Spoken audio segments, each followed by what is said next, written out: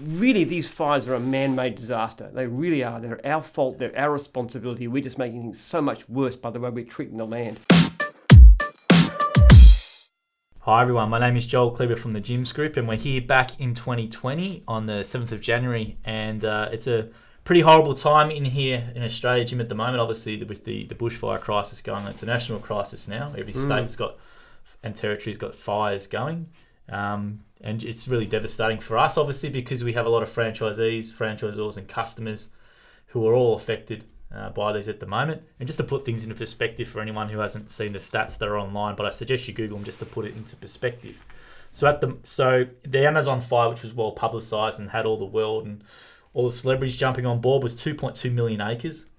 The Siberian fire in Russia last year, which is probably a bit unknown, but that was 6.7 million acres.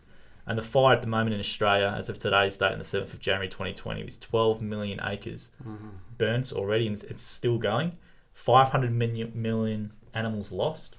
And 19 people have been confirmed dead so far. 500 million animals, that's stock, I presume. Wildlife, stock. Wildlife included. Stock as well. Bit hard to know, though. It's very hard to know, but that's just the estimates at the moment. Yeah. And to put the size of 12 million acres into perspective, it's actually 1.5 times the size of the country of Belgium. So that's just the enormity of it. And in January, we've obviously got February to go in March, and so there's this, and all of January still to go. So there's still. We haven't even reached the hottest time of the year. We haven't, and that's very, very alarming. And that's the scariest thing. So, what about your whole thoughts on the situation first with the fires? I know we done a video yesterday online just about. There's not much obviously we can do except just push any donations pages that our franchisors and franchisees and customers are running. A lot of gyms guys are actually helping. They're raising money. They're volunteering. They're doing all kinds of things. So there's a lot of concern. Yeah. Many franchises write to me and say, what can we do? What can we do? We're actually sending out a whole lot of suggestions in the newsletter, which is going out in the next couple of days, about how franchises can help. Yeah, and if any franchisees or ZORs are doing anything in their regions, please let us know, and then we'll share them on all our pages. And actually, Alicia from our IT department is actually going off to... she's volunteering to help too, which is fantastic. Oh, really? Yeah, and we just say, I just said, be my guest. Anything we can do to assist is great. Which I'm sure there are a lot of franchisees and customers of gyms and all that sort of everyone doing that sort of stuff. Yeah. I think with Australians, I think per capita we're the number one people who donate the most money as well. So obviously the funds have been coming flooding in. It got to a point where they had to stop sending us food donations because everyone was sending so much food and water and clothes, and that the resources were getting allocated to deal with all the donations as opposed to dealing with that. So it just shows you the generosity, and there's still a long way to go, and hopefully there's no more lives lost. And the people who are fighting them, there's country fire authorities and all that sort of stuff, and the firefighters are very, very brave. And some of those images, I don't know if you've seen many of them online with the videos, but they are very, very confronting. And I suggest anyone just to put into perspective of... And the sheer courage of our firefighters too. And the people who've actually died fighting these fires, they're great people. They're real heroes. And volunteers as well. Yes, it's not CFA, basically volunteers. My brother actually used to be with the CFA. We have some franchisees who are in the CFA. That's in Victoria, and there's obviously the New South Wales version and the other state equivalents. And we're saying too, if any franchisee wants to work... He wants to do volunteer work to fight the fires. We're very happy to suspend their fees. Okay. I mean, it's up to the franchisors, but we would certainly support that strongly. Yeah, and there's a lot of people. So please let us know if as I said, if there's any fundraising or anything like that going on by franchisees or regionals. Please let us know the details. We've had Skip Bins, for example, send me through what they're doing, and within like a day or two, they raised $1,000 between 5 franchisees. Yeah. And we obviously have 4,000 franchisees nearly, so there's a lot of stuff going on. So please let us know so we can promote it and get some more donations. The real question is why these fires are happening. That concerns me the most, and I don't think people quite understand the background to fires in Australia. And really, these fires are a man-made disaster. They really are. They're our fault. They're our responsibility. We're just making things so much worse by the way we're treating the land. Basic thing is that what we have now in the bush is nothing that ever existed in the past. What we call natural bush is nothing like it. For 40,000 years, the Indigenous Australians have been managing the continent in a very specific way by lots of what we now call coal fires. They burn a lot, but very, very locally in small scale fires, and they keep it. And actually that's produced traditionally a landscape which is very suited to agricultural well-being. For example, you get a lot of glades in the forest. You get undergrowth tends to be cleared. It's ideal for animals. The the fire load never builds up that much. In the past, before European settlers arrived, and until fairly recently, until only about a century ago, the land was managed very, very well from the point of view of fires. So the first thing is that we've got to some extent try to go back to what the Indigenous Australians did in the first place, which you've got to actually control the landscape in a similar way. It's adjusted to fire. It never has been just let go. It's like an apple orchard, which is completely gone back to bush. It's not natural to have that. So one thing we really should be doing is repeated coal, or what they call cool burning. Backburns or cool, I think they call it cool burning or back burning. Back burning, I think, is the more, yeah. You go in the times of the year when there's not that much going on, and you burn selectively and you burn at lower scale. And what makes me very angry is the greenies are blaming us on global warming. Actually, they're the problem. They're the reason for it. Now, it may be that the world is getting a little bit warmer and drier, and that is a problem. Australia's always been it's a very dry continent. Very dry. So there could be a fractional effect on that, but the overwhelming reason is that we're treating the country so badly by not burning off. And the other solution too, which is something that a lot of people talk about cool burning, about the need for that, and we definitely need to do that, a lot of that, much more of that kind of thing, so the fuel light doesn't burn up. But the other issue too, another way to look at this, is we could do even more to stop fires if we start shifting the vegetation back to what it was before 40,000 years ago. Now, people don't realise this, but before the first Australians arrived about 40,000 years ago, Australia was a very different country. It was a lot wetter and it had a lot of rainforest, but specific rainforest species. Just to give you an example, I don't know if you know Lake Eyre in South Australia? Yeah. It's a salt pan surrounded by desert. 40,000 years ago, Lake Eyre was a permanent lake, 3 times the size, surrounded by forest. Now, what actually happened is when the first Australians came and they burnt their land, and they made it from their point of view a lot more productive. But by getting rid of the rainforest vegetation, which is very, very fire prone, which is very vulnerable to fire, by burning that off, you actually lessen the amount of, you reduce the canopy. You actually dry out the land, because rainforest produces far more water. Rainforest, like in the Amazon, for example, actually produces its own rain, its own water, because the canopy closes up and it maintains the water inside. That resists fire, and it also makes the whole land wetter. Now, I believe what we should be doing is we should be, to a certain extent, rolling back this very fire-prone eucalypt vegetation, because eucalypts are they're like torches. They just burn. They're full of oil. Now, you have an opportunity when an area is clear burnt, as tends to happen with these terrible fires, like with Marysville, a few years ago. They just burned the whole vegetation.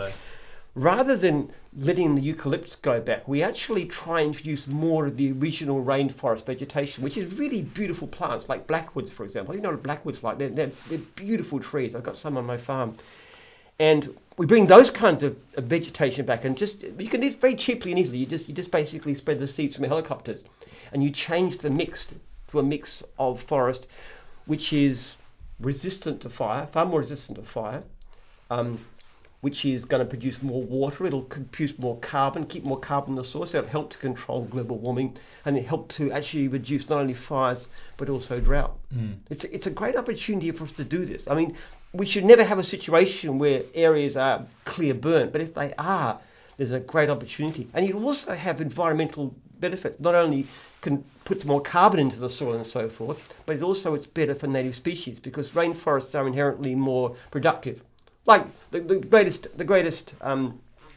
variety of species on Earth is in rainforests, places like New Guinea, Indonesia, and the Amazon. Now, why don't we, instead of just passively accepting that we've got these dry, open eucalypts, why don't we actually try and create more rainforest within Australia and actually help to reduce the global warming? Well, I think post this whole, it's obviously a long way to go, and it's going to be going on, be effects for years. But I'm hoping that everything will be looked at. So your suggestion is something that I don't know why. I don't know if has it been to your knowledge, has it been investigated or looked at before, or have you seen it online? No, it's not widely understood. Mark Jameson, the guy who works with me on setting up our place, is actually very much aware of this kind of thing too. Okay. And we're doing similar things on my property, where we're actually turning what's basically a fairly degraded cattle farm into a food forest. And it's the same principle there. You actually put water into the land, you build the canopy, and that holds the moisture in the soil. It makes it resistant to fire.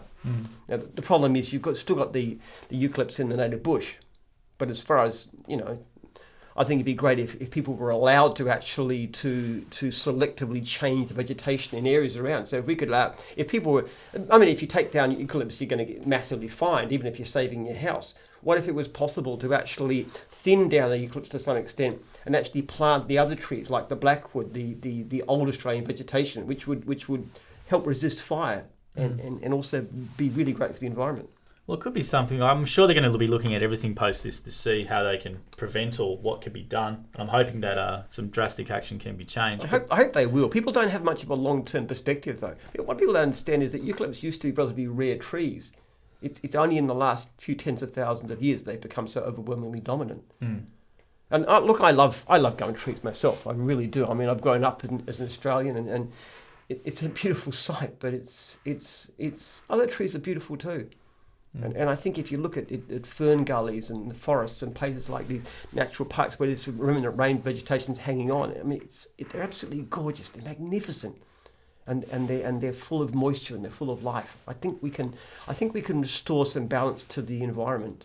Yeah, well, it's definitely an interesting viewpoint, and I'm sure everything will be looked at post this whole disaster. It could be months, it could be before everything, something like that. So you're suggesting basically just change the environment while you got the chance. Whilst it's burnt and unfortunately it's all dead, take a different approach. And also allow people to do that themselves. A native tree is a native tree. A rainforest tree is as much a native tree as a gum tree is. Now, when you say allow people to do it, what do you mean by that?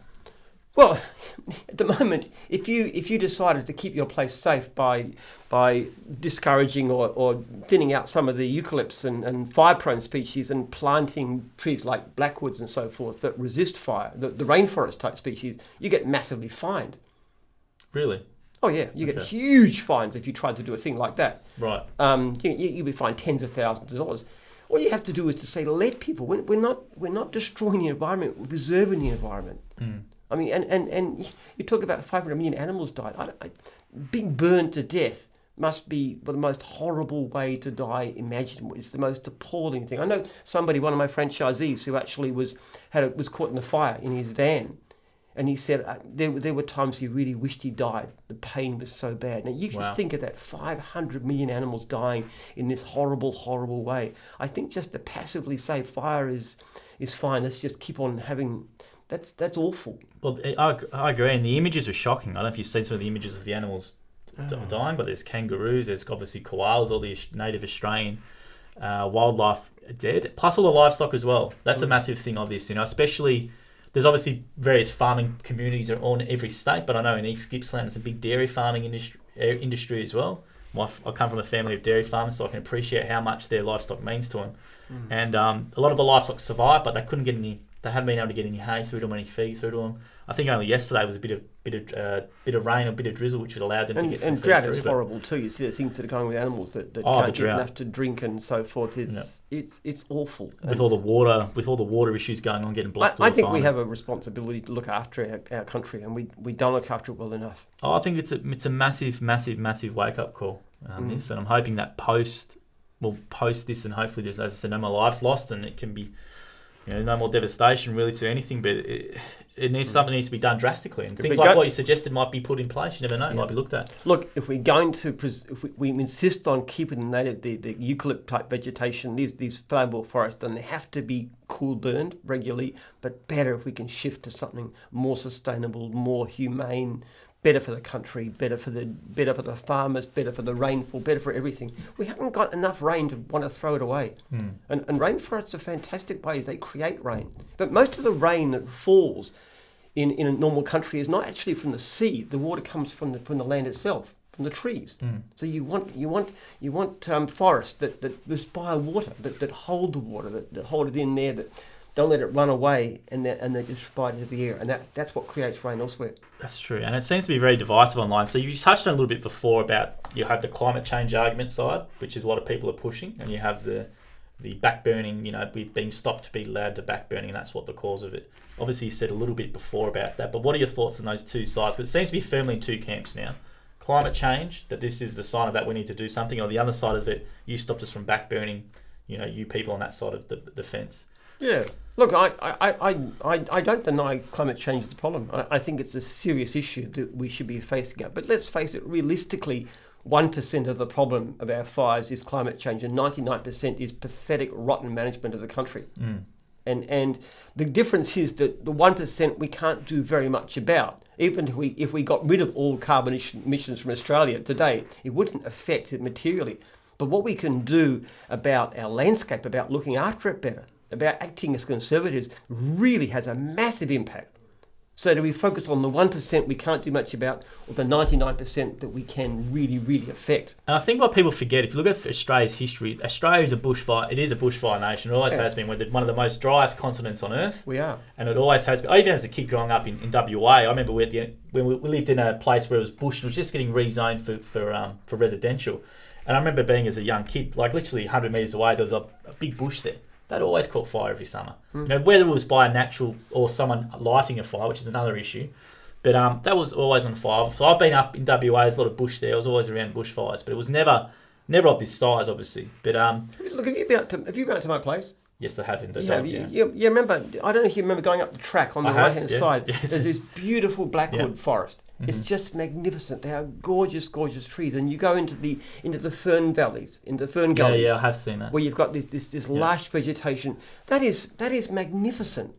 Restoring that is not harming the environment. That is great for the environment. Let's love and preserve the great species that we have that can help to control and make this a better country for everybody to live in. So for people listening, that's around Dandenongs in Victoria, that sort of area, and it has it's up in the Yarra Valley. Up in the Yarra Valley, yeah. So, but if you want to see, it's like Warburton, that sort of area. When you drive through there, you can sort of see all the vegetation that Jim is talking about. And I think it's a thing. Look, post this, there's obviously everything being looked at. I'm sure someone's going to raise this.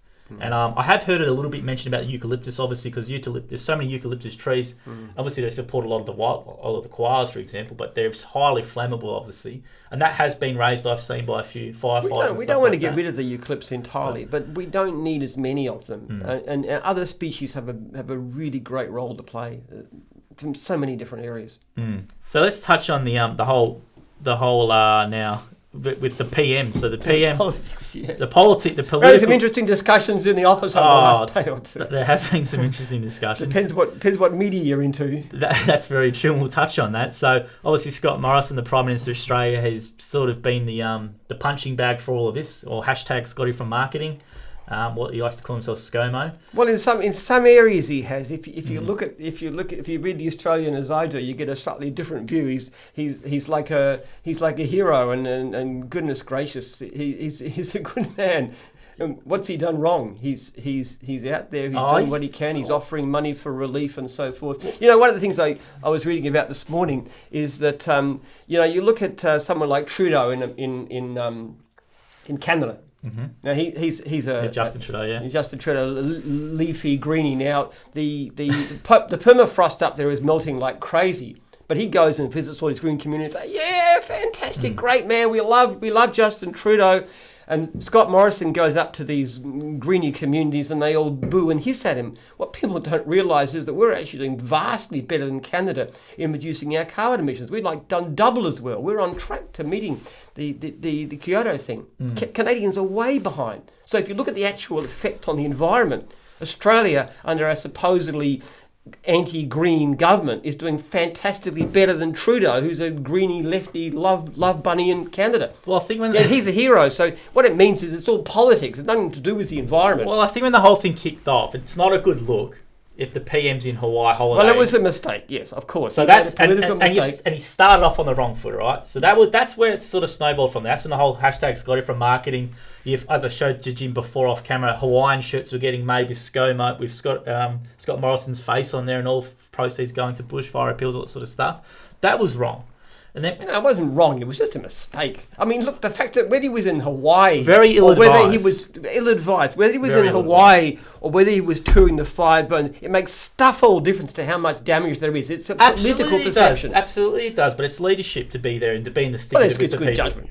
It's proper leadership. It's a lack of judgment. You cite this episode of The Crown all the time, right? ScoMo is very skilled politician. Anybody can pull up that election victory from their hopeless situation. I thought he was dead. You know, I went to sleep that night of the election. I thought, I didn't even know. And then at 3 a.m, my wife wakes me up and says, Liberals are winning. I said, no, that's just social media. They got it wrong. But he won. Now, I think very politically skilled individual who made an uncharacteristically poor decision about when to take his holidays. I think he was the lesser of two evils with Bill Shorten, to be honest. That's what got him through. I don't think it was much to do with him. But but look, he started off there, then he did it, and then when he was sort of found about it, he still delayed in coming back. That didn't help him. Yeah, poor judgment. And then when he's come back, but what really counts? When he comes back and he's had some bad experiences, and then he's doing the cricket thing at Kirribilli House. He's playing cricket in the backyard and gallivanting around the Australian cricket team. Where you see in the background, they've done a drone shot over the Kirribilli House. There's fires going on in the background. For somebody whose political judgment is astute, he hasn't done as well as could be expected. But everybody can learn. Yeah, I don't know if you watched the series The Crown. Did you ever see that? You'll tell me this. Why I'm bringing this up to you because you told me about that example on The Crown. Well, that's an example of when there was this mining village disaster in Wales, and there's this school, these little kids were buried under it, which is a horrible, horrible thing. I mean, and the Queen just basically said in the beginning, we don't do that kind of stuff. We open hospitals and stuff.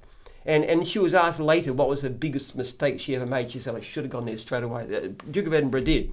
But people learn.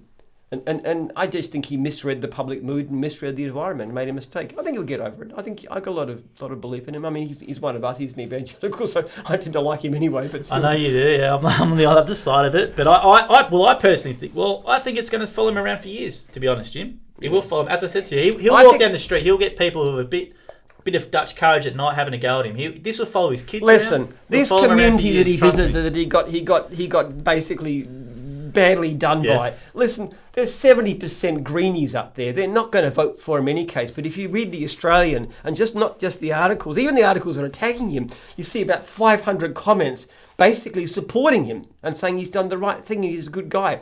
You don't win elections by appealing to the extreme other side. But has he come out and, I don't know if you've seen this online, but has he come out and owned his mistake then? Has he come out and said, I made a mistake and I apologise, I should have been here? Why not do that? That's being authentic, that's being real. And he knows in the heart of his hearts he made a mistake. Well, he made a mistake. He's made a couple of mistakes in how he's dealing with it. I've seen his interactions I'd also with be interested people. to see what they do to actually do something about this. One of the problems with Australia is you've got too many layers of government. We are much more the over-government. We've got 23 million people. We've got 3 layers of government. We've got your councils, you've got your state, and you've got your federal. Well, actually, when it comes to land management, the federal government has less to do with this than anybody.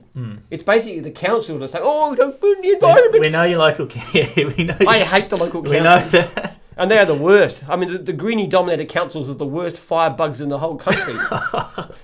State governments have a fair bit to say. Federal have the least, but you can't blame the Prime Minister. Oh, you're responsible for global warming. You personally, Scott Morrison. That's the kind of way they're talking about it. I understand that, these lefties will not vote for him regardless. I tell you what, I think most Australians are going to see that he's done a decent job. We'll forget about it. I understand, but in that position, you're right. There's probably not much he can in effect do, but you've got to be seen to be a leader. I don't think he's been seen to be a leader from the start, and that was the problem. Everybody makes mistakes. I mean, Tony Abbott.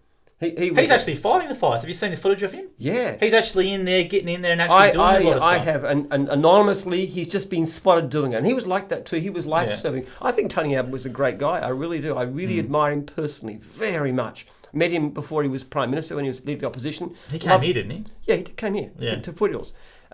He's a really, really decent, good human being. The people close to him, like the makeup artists and so forth, and the people who said that Kevin Rudd's I won't even use the word for it. And Tony Abbott's the nicest guy imaginable. But Tony Abbott had some really, really, really stupid political decisions. He was doing like knighting the Duke of Edinburgh and stuff. Yeah, but plus, and he wasn't listening to people. He didn't listen to those around him. So he was a very good man who just politically inept. I personally think the way he spoke as well. Very, very stilted. It was very, very short and sharp, very slow because he was always calculating what to say. I think the way he came across was very not genuine as well. That's just my opinion of him. But I think Scott Morrison, as I said to you, I think this will follow him around for years. There's no way he's going to win the next election. There is absolutely no way. I don't think he's going to win the next election because people won't put up with the same party being in government for more than 3 terms. That is true in Australia. Two terms is common. How many did Howard win? He won 3, didn't he? 3 or 4. Is it 4? 3 or 4. 3 maybe. 3 he did. The last person... Was he 12 years? Was he in for 12 years, or how long was it?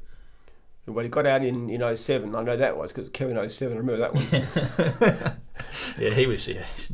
Well, Labor government was in for I think 3 terms. Even a fairly good government can't last more than 3 terms in this country, except for when you got like Menzies back in the 50s and 60s when the Labor Party was split.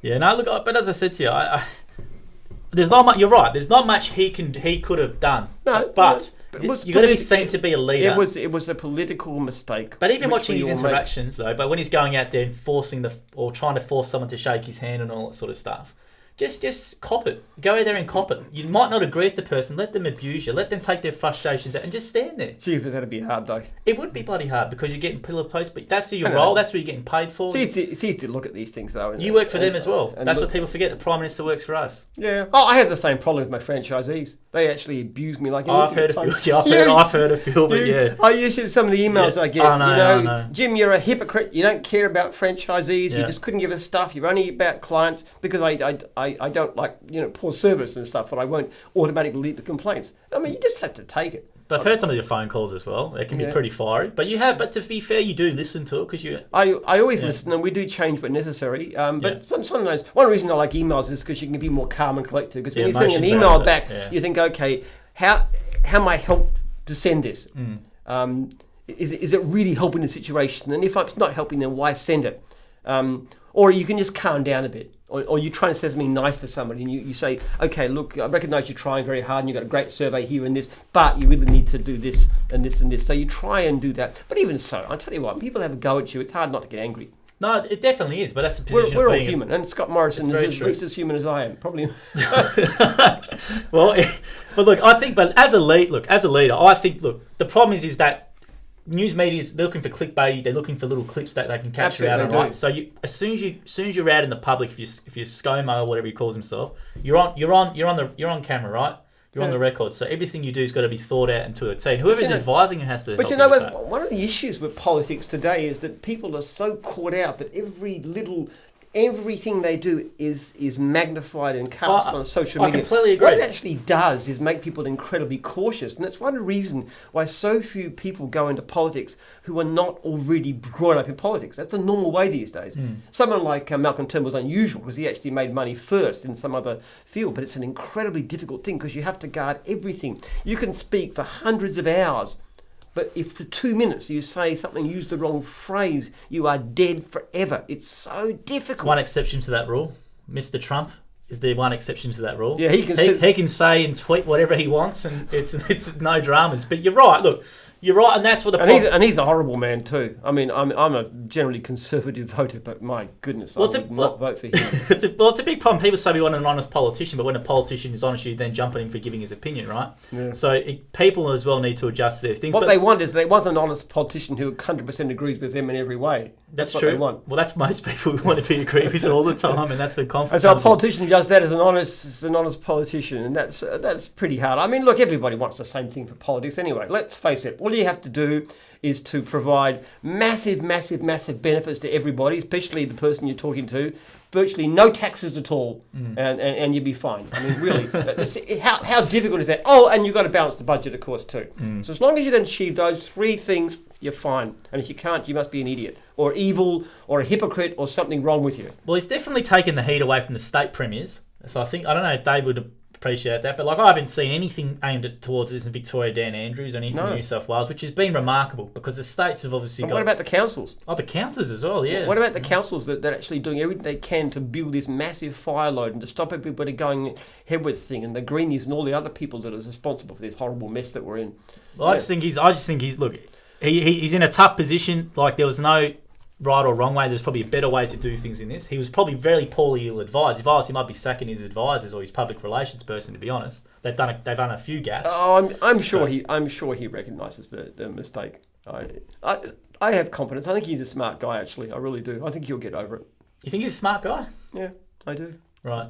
Look, I don't think he will, but that's my opinion. I'm different opinion. I don't know if he'll win the next election. I think that would be extraordinary. If he wins they'll make a gold statue of him and put him up in the Liberal Party headquarters, wherever that is. If he wins, I don't know what to bet, but I'll tell you what.